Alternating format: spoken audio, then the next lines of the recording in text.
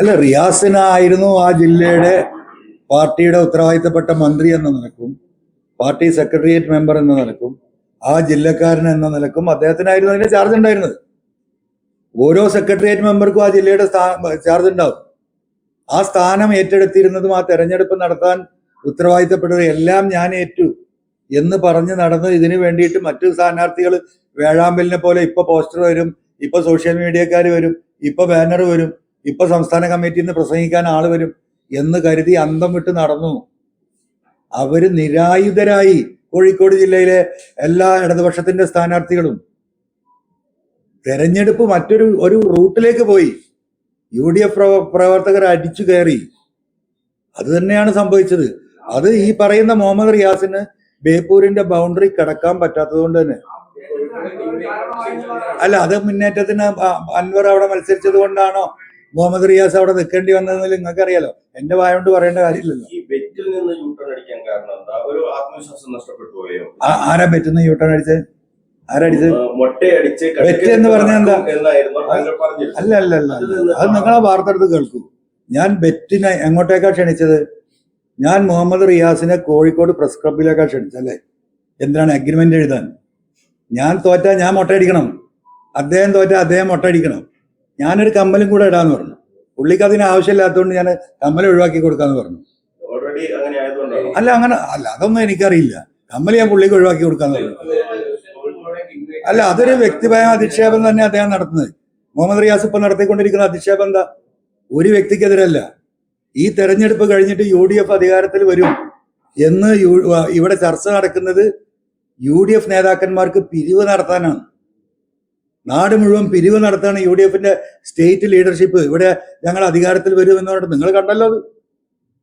അപ്പൊ കേരളത്തിലെ മുഴുവൻ മാന്യന്മാരായ UDFന്റെ നേതാക്കന്മാരും ഇങ്ങനെ വളഞ്ഞ വഴിയിൽ പിരിവ് നടത്തി പോവുക എന്ന് വ്യക്തിഹത്യ ഇപ്പോഴും നടത്തിക്കൊണ്ടിരിക്കുകയാണ്. അതേ മന്ത്രിയുടെ ആഫീസിലെ സെക്രട്ടറി ആയിരുന്നു IAS കാരനായ ബിജു പ്രഭാകരൻ, PWയുടെ. അദ്ദേഹം എന്താ പറഞ്ഞ്? ഒരൊറ്റ വർക്കിൽ 65 കോടി രൂപ മൂക്കിൽ വലിച്ചു ഈ മന്ത്രി. 91 ദിവസമാണ് എനിക്ക് പ്രവർത്തിക്കാൻ സാധിച്ചത്. എന്നെ മാറ്റി ഈ അഴിമതി കണ്ടിട്ട്. അങ്ങനെ ഈ സമൂഹത്തെ മുഴുവൻ കൊള്ളയടിച്ച വ്യക്തി ഈ നാട്ടിലെ ഉത്തരവാദിത്തപ്പെട്ട മാന്യന്മാരായ UDF ലീഡർഷിപ്പിനെ മുഴുവൻ കള്ളന്മാരും വളഞ്ഞ വഴിയിൽ പണം പിരിക്കുന്നവരും ഒക്കെയാണ്. അപ്പൊ ആരവിടെ വ്യക്തിത്വം നടത്തുന്നത്? ഇപ്പൊ എന്റെ പോസ്റ്റിന്റെ അടിയിൽ വരുന്ന തെറി ആരാ എഴുതുന്നത്? ആരാ എഴുതിക്കുന്നത്? അപ്പം ആ ഒരു വ്യാജമായിട്ടുള്ള അദ്ദേഹത്തിന്റെ എന്താ പറയാ ഒരു ഇമേജ് ഉണ്ടല്ലോ. ഞാൻ പറയും, ഒരു പുഡിങ് എന്ന ചെറിയെന്ന് നമ്മുടെ നാട്ടുകാർ പണ്ടത്തെ ആൾക്കാർ പറയും, കണ്ണൂർക്കാരും പറയുന്നുണ്ടാവും. അല്ല, ഞാൻ പിന്മാറില്ലല്ലോ, ഞാനിപ്പോഴും അതിൽ തന്നെയാണ്. ഇനിയും സമയമുണ്ടല്ലോ. ഏറ്റെടുക്കുന്നതിന് പറ്റില്ലല്ലോ. ഞാൻ നിങ്ങൾ ബെറ്റ് വെക്കുമ്പോൾ 10,000 ബെറ്റ് വെച്ചാൽ നിങ്ങളെന്താ അത് കെട്ടിവെക്കാൻ തയ്യാറാവണ്ടേ? ഏകപക്ഷീയമായ ബെറ്റിനെന്താ എനിക്കത് തലക്ക് വല്ല വട്ടമുണ്ടോ? അങ്ങനെ മൊട്ടടിക്കുകയാണെങ്കിൽ വല്ല ബാർബർ ഷോപ്പിൽ വല്ല ഒഴിവുണ്ടാവും തെരഞ്ഞെടുപ്പ് കഴിഞ്ഞാൽ?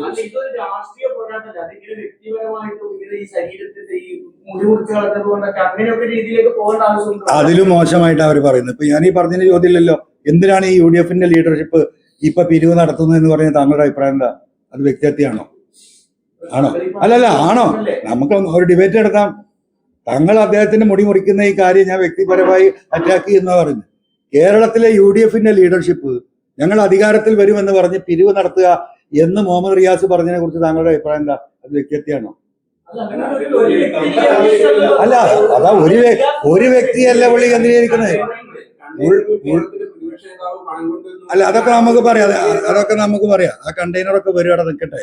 ആ കണ്ടെയ്നറല്ല ഇപ്പൊ ഞാൻ ഈ ചോദിച്ചതിന് പറയും. ഞാൻ വ്യക്തിഹത്യം നടത്തുക എന്ന് പറയുമ്പോൾ UDFന്റെ ഈ ഉത്തരവാദിത്തപ്പെട്ട നേതാക്കന്മാര് തെരഞ്ഞെടുപ്പ് കഴിഞ്ഞിട്ട് ഞങ്ങൾ അധികാരത്തിൽ വരും എന്ന് പറഞ്ഞ് പണം പിരിക്കുന്നു എന്ന് പറയുന്ന മുഹമ്മദ് റിയാസിന്റെ ആ സ്റ്റേറ്റ്മെന്റിനോട് താങ്കളുടെ അഭിപ്രായം എന്താ പറയാ?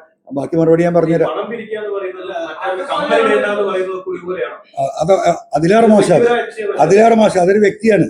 അത് അതിലേറെ മോശമാണ്. ഇവിടുത്തെ പൊതുസമൂഹത്തിൽ ഇതിലാരൊക്കെ പെട്ടു? കോൺഗ്രസിന്റെ നേതാക്കന്മാർ മുഴുവൻ പെട്ടു. ഈ പറയുന്ന സാദിഖ് അലി തങ്ങൾ ഉൾപ്പെടെയുള്ള മുസ്ലിം ലീഗിന്റെ മുഴുവൻ ഉത്തരവാദിത്തപ്പെട്ടവരും പെട്ടു. UDF നേതാക്കൾ പണം പിരിക്കുന്നു പറഞ്ഞു. ഇവരൊക്കെ UDF നേതാക്കന്മാരല്ലേ?